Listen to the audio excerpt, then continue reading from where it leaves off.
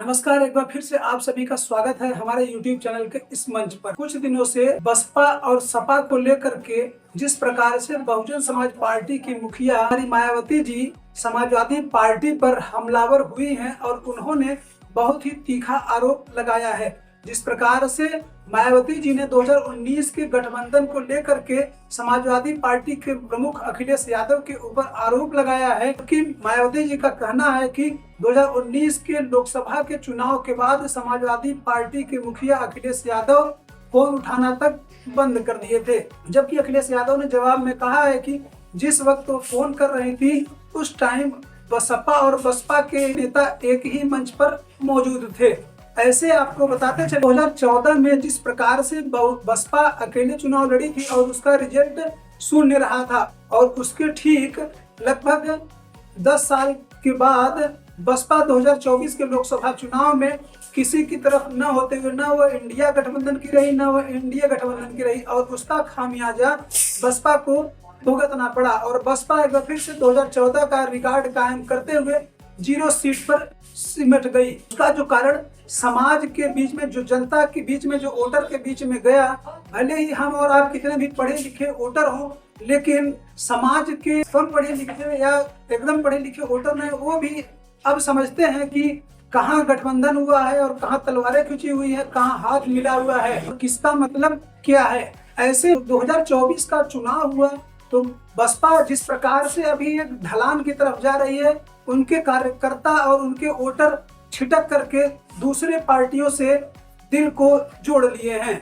ऐसे में सबसे बड़ा सवाल यही है कि जिस प्रकार से वोटरों के बीच में जो मैसेज गया कि बसपा न किसी की तरफ है या जीतने की उम्मीद नहीं लग रही है, मुद्दा यह भी चला गया क्योंकि जो बसपा के कोर वोटर थे, जो दलित वोटर थे, उनको यह समझ में आया कि हमारा आरक्षण हमारा खत्म हो जाएगा, संविधान खतरे में है। ये दोनों खतरा को भागते हुए वोटर इंडिया गठबंधन की ओर शिफ्ट हो गए और इंडिया गठबंधन को उत्तर प्रदेश में काफी फायदा हुआ। जिस प्रकार से 2019 में सपा और बसपा के गठबंधन में साथ होने के बाद भी समाजवादी पार्टी मात्र 5 सीटों पर ही रह गई थी और बसपा जो 2014 में 0 पर थी उसको फायदा होते हुए 10 सीटों पर पहुंच गई। 2024 का आकलन जिस प्रकार से गठबंधन न करके बसपा को जो घाटा हुआ, क्योंकि न तो बसपा को वोट मिला न तो भाजपा को वोट मिला, वोट शिफ्ट जो हुआ वो इंडिया अलायंस की तरफ चला गया। लेकिन जिस प्रकार से बसपा आज जो सत्ता में है, भारतीय जनता पार्टी उससे न लड़ करके समाजवादी पार्टी जो एक विपक्ष में है उससे लड़ रही है, इससे फायदा क्या होगा? अगर वह सत्ता वाली पार्टी से लड़ती है तो सत्ता तक पहुंचने का एक माध्यम हो सकता है, लेकिन अगर विपक्ष से लड़ेंगी तो विपक्ष के पीछे वाली पार्टी के पायदान पर ही आ सकती है। बसपा ने जो बुकलेट छपवा करके जिस प्रकार से समाजवादी पार्टी के ऊपर सवालिया निशान खड़े किए हैं फोन न उठा पाने का, तो आपको क्या लगता है कि सपा बसपा की गठबंधन टूटने का कारण क्या एक फोन कॉल ही था?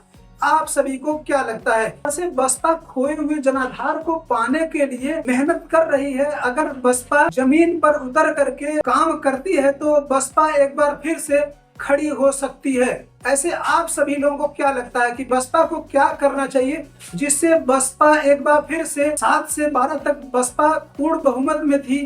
उत्तर प्रदेश में उसकी सरकार थी, 4 बार मुख्यमंत्री रही, कई प्रदेशों में उनके विधायक और सांसद थे, लेकिन आज बसपा का जनाधार एकदम खोया हुआ। आप सभी लोग अपनी राय जरूर दें। तब तक हमें विदा दीजिए।